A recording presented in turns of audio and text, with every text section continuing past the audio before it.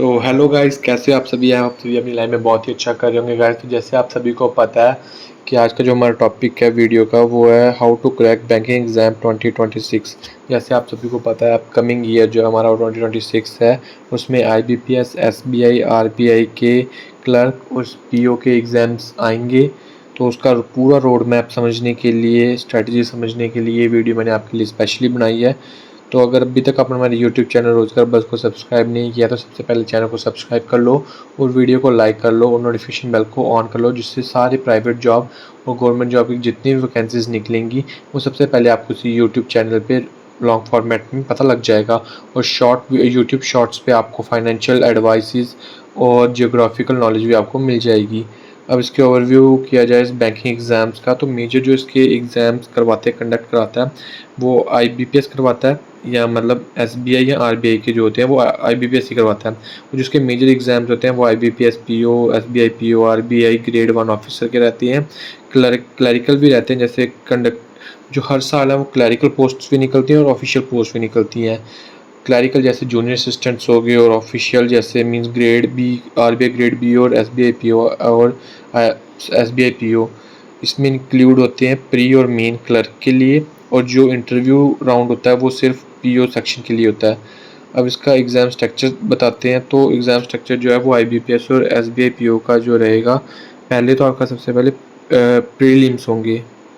Prelims exams में आपके objective type questions होते हैं। उसमें आपका इंग्लिश लैंग्वेज के 30 मार्क्स और क्वांटिटेटिव एप्टीट्यूड के 35 मार्क्स और रीजनिंग एबिलिटी के आपके 35 मार्क्स रहते हैं। मेन एग्ज़ाम जो रहता है उसमें रीजनिंग और कंप्यूटर एप्टीट्यूड रहते हैं, और डाटा एनालिसिस एंड इंटरप्रिटेशन रहता है, और जीए रहता है आपका जनरल अवेयरनेस, जिसमें आपको जनरल स्टैटिक्स पूछी जाती है और मतलब आपको आरबीआई के रिलेटेड पूछा जाता है। और इंग्लिश लैंग्वेजेस के 40 मार्क्स क्वेश्चन रहते हैं, और लास्ट जो राउंड रहता है वो इंटरव्यू राउंड रहता है, वो 100 मार्क्स का रहता है। ये जो इंटरव्यू राउंड है वो आपको एसबीआई पीओ या ग्रेड बी ऑफिसर और आईबीपीएस पीओ के लिए देखने को मिलता है। क्लरिकल के लिए जो है वो इंटरव्यू राउंड नहीं होता, उनको सिर्फ प्री और मेंस ही होता है।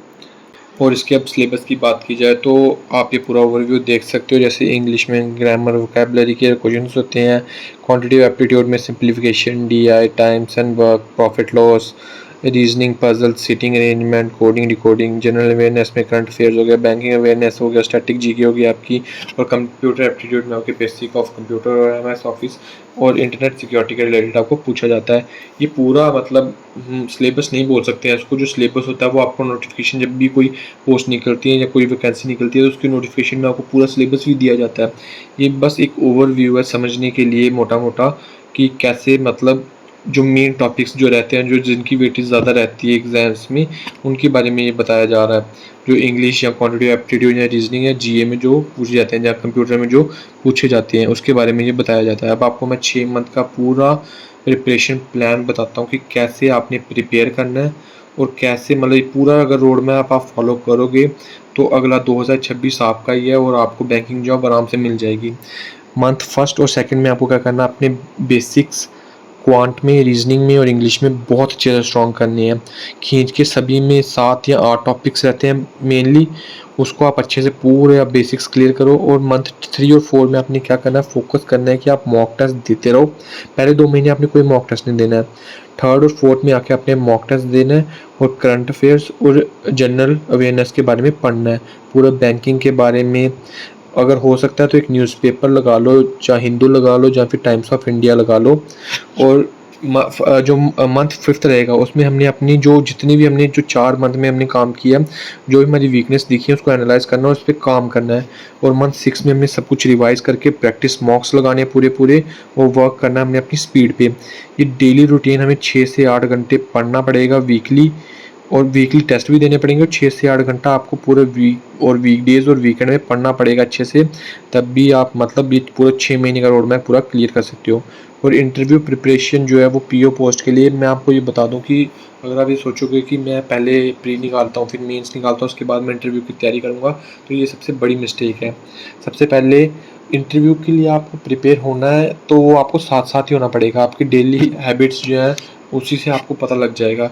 जैसे आप बैंकिंग और फाइनेंशियल अवेयरनेस आपको अच्छे से पता होना चाहिए, आरबीआई पॉलिसीज़ के बारे में पता चाहिए, जनरल अवेयरनेस जनरल अफेयर्स के बारे में आपको पता चाहिए और प्रैक्टिस मॉक इंटरव्यूज़ करनी चाहिए, कम्युनिकेशन स्किल पे अपना वर्क करना चाहिए आप, और आपको ड्रेस प्रोफेशनली करना चाहिए और बी कॉन्फिडेंस रहना चाहिए। और जैसे कॉमन टॉपिक्स होते हैं जो आसपास आपको देखते हैं, जैसे इन्फ्लेमेशन हो गया या फिर डिजिटल बैंकिंग हो गया, यूपीआई हो गया, और आरबीआई के क्या रोल्स रहते हैं, पॉलिसीज़ के बारे में, बजट के बारे में, ये सब चीज़ें आपको पता होनी चाहिए। वो जो इंटरव्यूअर जो आपसे इंटरव्यू ले रहे हैं वो आपका देखना चाहते हैं कि आपकी अवेयरनेस कितनी ज़्यादा है।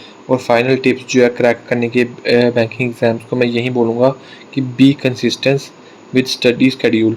जो 6 महीने का प्लान दिया है, 6 से 8 घंटे आपको डेली पढ़ना है। 6 महीने अगर आप ये मेहनत कर दोगे तो आने वाले टाइम आपके लिए गोल्डन अपॉर्चुनिटीज़ आपको बहुत ज़्यादा मिलेंगी। अटैम्प्ट आपको रेगुलर मॉक टेस्ट देनी पड़ेंगे। Focus on accuracy and time management, दोनों पे देना पड़ेगा। एक्यूरेसी पे ज़्यादा टाइम करो और टाइम मैनेजमेंट पे भी देखो, और अपडेटेड रहो डेली करंट अफेयर्स के रिलेटेड, और एक पॉजिटिव माइंडसेट रखो, कॉन्फिडेंस रखो, रोज़ योगा करो, जिम जाओ और अच्छे से मेहनत करो, जिससे कि आपके अंदर का कॉन्फिडेंस जो है वो बूस्टअप रहे और आप आने वाले कोई भी एग्ज़ाम के लिए हमेशा प्रिपेयर रहें। तो अगर आपने यहाँ तक वीडियो को देख लिया तो आई होप सभी को ये वीडियो बहुत पसंद आई होगी और एक हेल्प की होगी कि कैसे आप अपनी रोड मैप बनाएं, इस बैंकिंग 2026 के लिए प्रिपेयर करें।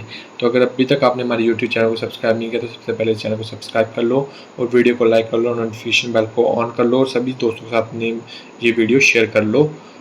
Thank you guys, thank you for watching.